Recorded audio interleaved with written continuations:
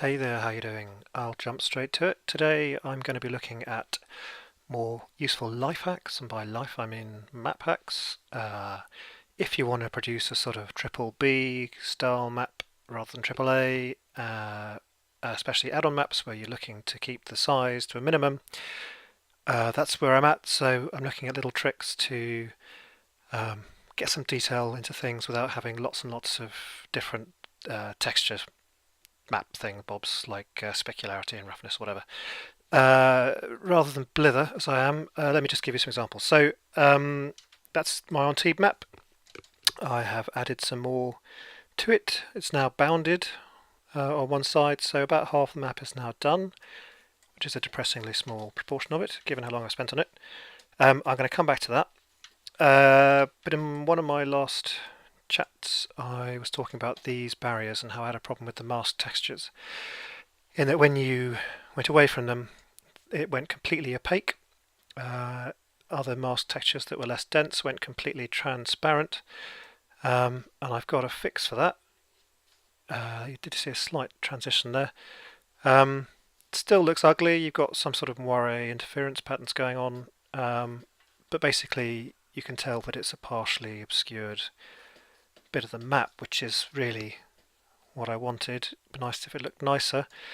So this is a mask texture. Let me just jump to the original. This is the object in Lightwave, the world's best 3D package apart from all the other ones. And basically I baked onto a texture this 3D object with 5-sided cylinders. I don't know. Anyway, so I baked a normal map and a diffuse map. The normal map doesn't really work, but anyway, that was the source of it. So what I've done is that in the default object, when you're close up, it uses this material, which is a masked material, blend mode masked. So the opacity comes straight from the alpha channel of my main texture. Little bit of a tweak to get the roughness, but that's not important. And when you go further away, it switches to the LOD1, which uses this material instead. And this is a translucent material, blend mode translucent. So just with some testing, that seemed to give the best results. It's not entirely clear why it would, but it does. You get fewer options in transparent materials, which is a bit of a limitation. But anyway, that seemed to solve that problem. But coming back to the translucent materials, I slightly tweaked my materials for my direction signs, and it's hard to see perhaps, but there is a bit of specularity reflection in there as you move around. Actually, it's quite hard to see on this particular example, but yeah, that's a really poor example. But maybe take my word for it. Can you just about see it? No, never mind. But here's how you hack that in. So this is my material for various direction signs. It's in an atlas texture for better performance, so that I could, for example, combine all these meshes into a single mesh with one draw call using the same texture if I wanted to. But I've found there's a few problems with that. It's quite hard to get the merged mesh in the right place. Anyway, I digress. So here is a bit of the usual trickery, but to get the sort of simulated, you can see it better there, simulated specularity, I've copied something in the, I may have gone over this before, but anyway, I've copied something in one of the epic test, the blueprint level. And so, without understanding necessarily from first principles how it all works, but you have this reflection vector, which I think you just, you know, was it a custom reflection vector? No, it was not. Check the glass in the blueprint level for whatever that thing is, I can't remember. Parameter cube, multiplied by this multiply cube map, and it's linear interpolated based on the reflection alpha, which is just a variable you can set. So if you make that higher, you get a lot more reflection, but it looks a little bit wrong when you do. And I've used just one of the generic epic textures, so it doesn't quite work. You could probably bake the right texture for where the sign is, but that was too much work and too much space taken up. Anyway, let's just revert that to where it was. So that's just a little hack, which doesn't look at all good. You just sort of see the reflection there. Right, I slightly digressed. So one other thing I've done since is all this vegetation here, which actually now I'm quite pleased with. It looks like a massive explosion of vegetation. Now with all these things it doesn't stand close scrutiny, but if you're just walking past you just get the sense of there being a lot of greenery there. And there's sort of three things going on. I mean, the default thing you do is just to put in some foliage, and there are indeed lots of foliage, so that's where the foliage is. And that's quite a lot, and you know, it's doing a bit of drawing of stuff. But to get that density, it was just too much foliage, and also, you know, the way speed trees are, these are speed trees, it just doesn't light nicely enough. So I've basically got effectively a billboard where it's just a flat 2D texture, slightly tilted back, merged in with the foliage. And like I say, if you look at it closely you can see what's going on, but it's quite high resolution.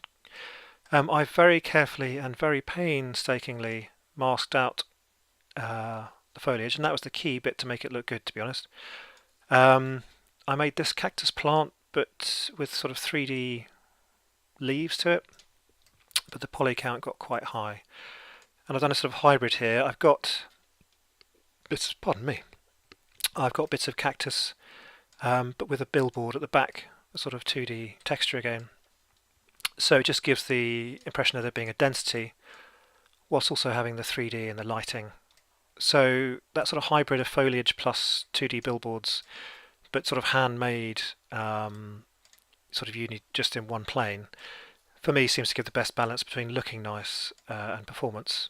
Chuck in a few rocks as well, to give a sort of more organic, dense greenery. And there's one other component, which is that the soil was like that, which is pretty much how the soil is. It's very dry, and I don't know if it's chalky, but if you actually go to the real place, that's what the soil is.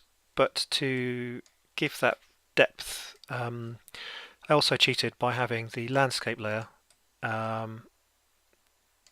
basically use the texture I've used for the ivy covered wall. So you see bits of plant poking through, which actually really does, you know, and if you match the colours and the shades, it really does give a great sort of sensation of density. So 3D foliage, the 2D billboards, and the landscape layer having that sort of foliage printed onto it. The combination gives you, at least at a first glance, a very rich foliage environment. So I will be using that technique in other ways, particularly to, for example, if the edge of a map is bounded by a forest, I expect it'll look okay if you have a few trees at the front, a few trees behind them, some 2D billboards, and just that, and masked. Yeah, you don't have too many masked things in front of each other, but I don't, and it's the polys are sort of quite bound into the texture rather than having big gaps. So yes, I have in mind to do another level with sort of, say, a forest-bounded edge of it.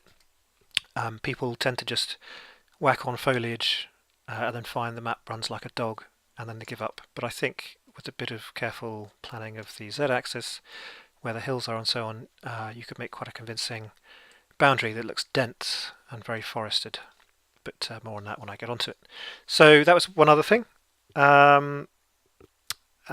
Yeah, so another quick hack. I don't know if I've got time to talk about it. I don't want to go on too long. How long have I done? Can't tell. Can't find it. 10 minutes or so. Right. So I've done a few more shop fronts. these don't stand scrutiny either. They are basically 2D textures.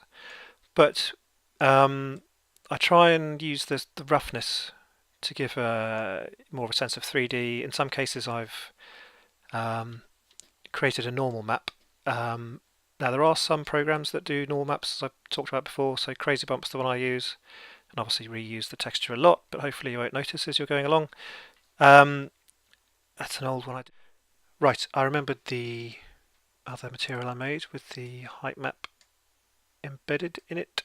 So this door has a roughness that varies, and the bits that aren't rough are sort of embossed out of it, and that's just in the height map from that. Let me find that texture in here, gallery door. So just to give you an idea how it's done. So that's the single texture with an alpha channel that is used to make the specularity channel and the roughness channel. So again, the specularity is the inverse of roughness, more or less, and the metallic property is also related to that. So the bits that aren't rough are more metallic, sort of a rusted metallic. But the other thing is this is copied here into a texture object. It's the same thing, but it's got to be an object rather than a sample because reasons. And this goes into the normal from height map function. I think I've gone over this before, but here's a refresher on it. The selector has the one in the alpha channel to say use that channel, and the texture coordinates are used for that. I've just put it into that one as well, just to make it clear that's using the same coordinate system. And the intensity is 1. That could be greater than 1, but it looks a bit more rubbish when it's greater than 1. So let's make it 1 again. And if your texture is high enough resolution, you get a sharper height map. And it's a little bit weird where it meets the glass, but it's overall a slight improvement on a flat texture, so it gives it a slight feeling of 3D-ness, which it definitely needs because it's just a flat texture. So there we go. I will show you, that's one I did earlier which didn't work out very well. I will show you another example, just a quick example of using the alpha channel to hack in some information. This pizza sign, this restaurant sign, has that sort of glow there. That is in the original texture. If I can find that, where's that going to be? There. But I've also made an emissive channel out of it. So the alpha channel of this defines where the glowing bit is. So that's the texture, and this tells it to make that bit emissive. I don't know how much it makes a difference. The emissive stuff is used to also light the level. So if I made that very emissive, it would glow into the surroundings, but it's competing with very bright sunlight, so it probably won't in this case. Yeah, so simply base color is used, and an extra bit is used to boost it, where it's defined as emissive, and just a simple scale value. So if I was to change that to something crazy, that would glow a lot brighter. And so you see, it can actually create quite interesting effects. That's a little too much glow, I'd say. I was going to do a worked example, well I did a worked example which went horribly wrong, of a shop front where I defined the alpha, but I don't think it really added much to anything. But happy to do that worked example again, where I used the alpha to define the roughness, but also beyond that to define the height map. So by clamping it to certain values, these bits had the same roughness, but they had a difference in the height, which made the normal map but in practice it didn't really work very well. Out of interest, here is the material. So I just use a clamp to clamp the roughness, and use the same technique as that gallery door for the height map essentially. But but I mean, it wasn't lined up very well because I did one version and then somehow I got lost, so I had to do it again quickly. But yeah, so just using the alpha channel gives you some height map stuff, which sometimes works, but definitely setting the specularity and roughness, you get more interesting materials which look more sophisticated than what they are. I thought I might just create one to show you the process very quickly. This is actually Bordeaux, but I thought that's a nice sort of grungy shop front. So here I am in Lightroom, and I'm just going to try and get the brightness all right. Might just put a little bit of a graduated filter just to even that out a bit, maybe to bring the whole thing down a bit. I've already done some pre-adjustments for the whole set, so the contrast, I'd like a bit of that, maybe reduce the highlights a bit. I want it to be punchy so the clarity can really give that effect, but too much is not good. I think maybe slightly warm that up a bit. I want it vaguely neutral, but certainly not on the blue side. I've put the profile corrections on, so that's pretty much good to go. That's the first step. So I'm just going to export that, and now I'm going to find it when it appears. Right. So now I've gone into Photoshop, which I'm using for the perspective crop.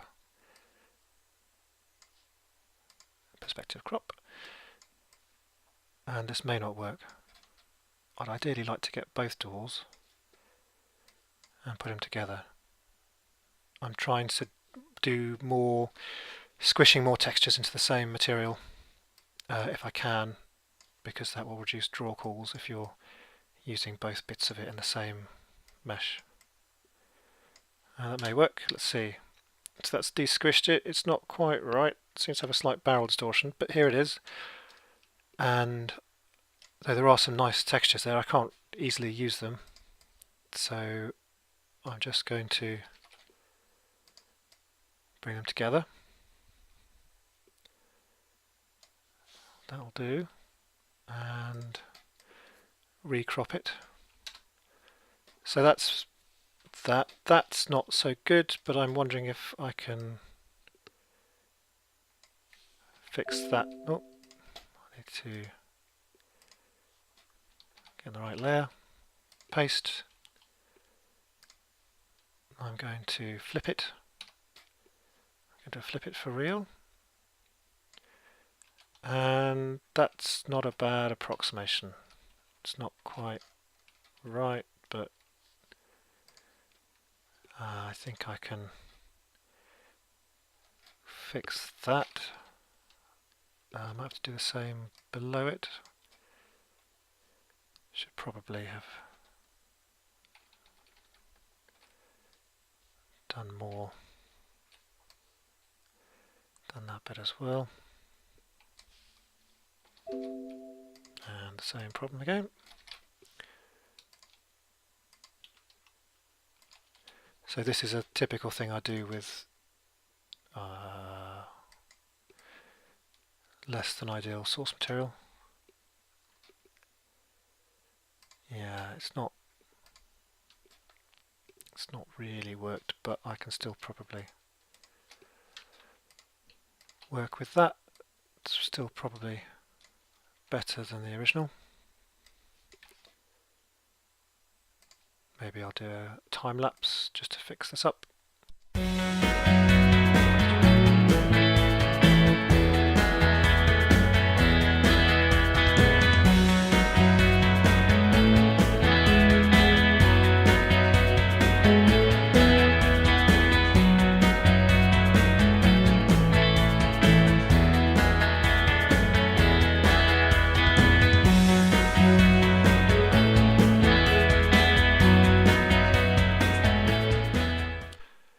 Right, well, you know, it's not too bad. And what we have here, let me just save it in usual place. This is going to be French rather than Antibes in particular. This is my unhelpful naming system. Don't really want to be a JPEG, but that'll fix itself. Right, so I want to have an alpha channel defining the roughness, because that's pretty much it. And I might do a little trick by using it also for the height map. And I have an idea about that. So first of all, let me just define it as a layer for simplicity, a half visible layer. So I'm going to start with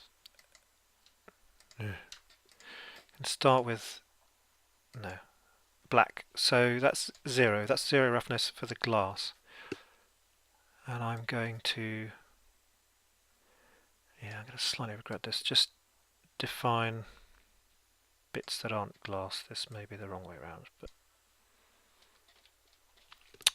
right, that's pretty nasty. But there we go. So this is going to be roughness. So that's maximum roughness. That's very, very shiny. So I want it to be about there. But oh, wrong one. So I want to define a more rough bit. Basically, I'm going to clamp the roughness there and use the rest as a height map. I will show you what I mean later. It doesn't have to be exact, just oh no, just to show you time lapse. Right, so I will go back later on and hand paint this in to be a little bit more precise, but for now, there we go. So if I make that 100%, that is basically what I want as my alpha channel, which is a combined height map and roughness. So my way of doing this, not necessarily the right way of doing this. I have to resize first. Let me just resize this. The other thing I've done is started working in higher res, and so I get stuff into the project at very high resolution, even though I won't be using it in that resolution for reasons of size. But the LOD bias setting, I'll show you in a minute, I stick that as 1 or 2 by default, so the projects will use the lower resolution version of it and package it with the lower resolution version, but it's more future-proofed. I don't have to import different versions of it. So yeah, so I'm going to go with probably, maybe I'll go with 2048. So this is a 2K texture, not at all justified for this particular shop front. That's more than I need, but like I said, better to have it to high resolution and then wang it down than to wish you had more, which in many cases I do now, wish I had more. So Unreal sometimes throws a wobbly, just kind of fix that error, sometimes throws a wobbly when you import Photoshop stuff with alpha channels. Not totally clear when or why, but this is my way to make sure it works. So first of all, well, turn it to grayscale, it'll flatten it, discard the color information, copy it again, and then delete that channel. So we're back to our original picture. Then I go to the channels, add the alpha, and paste it in. So now that is in a form that reliably loads into Unreal. I'm going to save it the same name. Just going to pop it into Unreal.